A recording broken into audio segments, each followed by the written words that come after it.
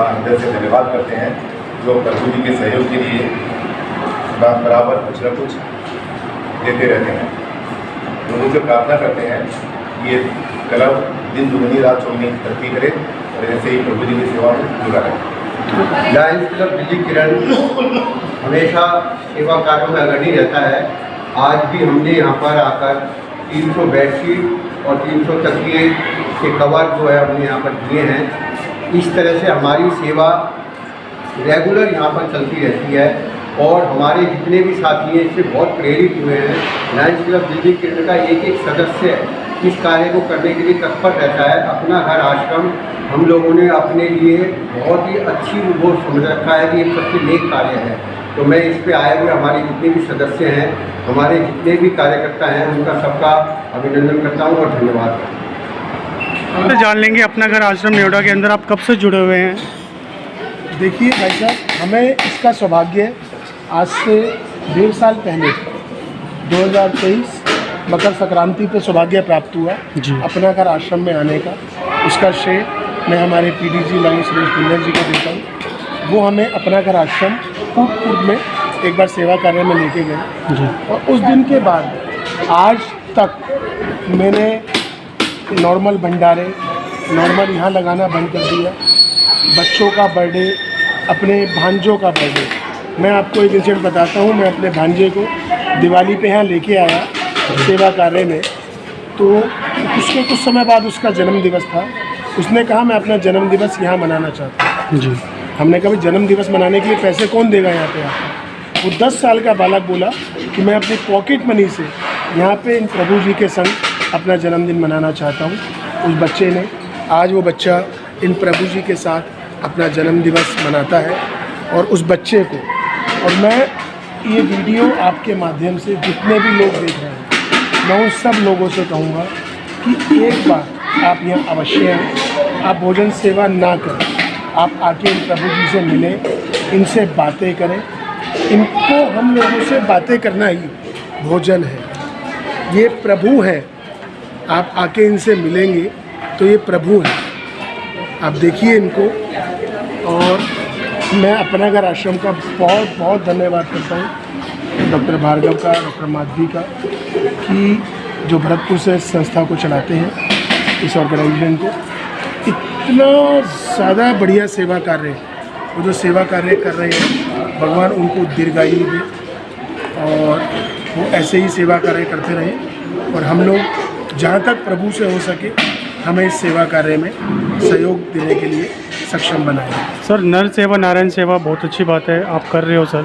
आपके प्रेरणा स्रोत कौन रहे हैं सर इन सारे कामों के बीच? सर, इसके प्रेरणा स्रोत मेरे माताजी और पिताजी। उनका श्रेय जाता है। मेरी माताजी जो है वो अब प्रभु के चरणों में है। उनकी प्रेरणा से, जैसे हमारे पिताजी, मेरा जन्म दिवस होता था तो वो कहीं किसी आश्रम में जाते थे और पहले वो हम भोजन कराते थे उन्हें और गाय को चारा। तो ये प्रेरणा मुझे अपने माताजी से और पिताजी से मिली है। और मैं चाहूँगा कि हर आदमी एक बार यहाँ अवश्य आए और यहाँ पे किए गए सेवा कार्यों को देखें। हम लोग बहुत सेवा कार्य करते हैं नाम के लिए, इसके लिए। जो एक्चुअल सेवा कार्य है वो यहाँ पर है। बिल्कुल। इसके अलावा भी आपने कुछ और सोचा है इन लोगों के लिए सर?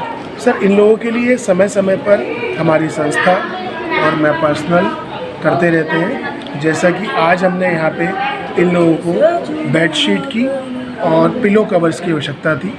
जैसे गर्मियाँ आ गई तो इन्हें 300 बेडशीट और 300 पिलो कवर आज लायंस क्लब दिल्ली किरण ने उपलब्ध कराए हैं, सेवा कार्य किया है।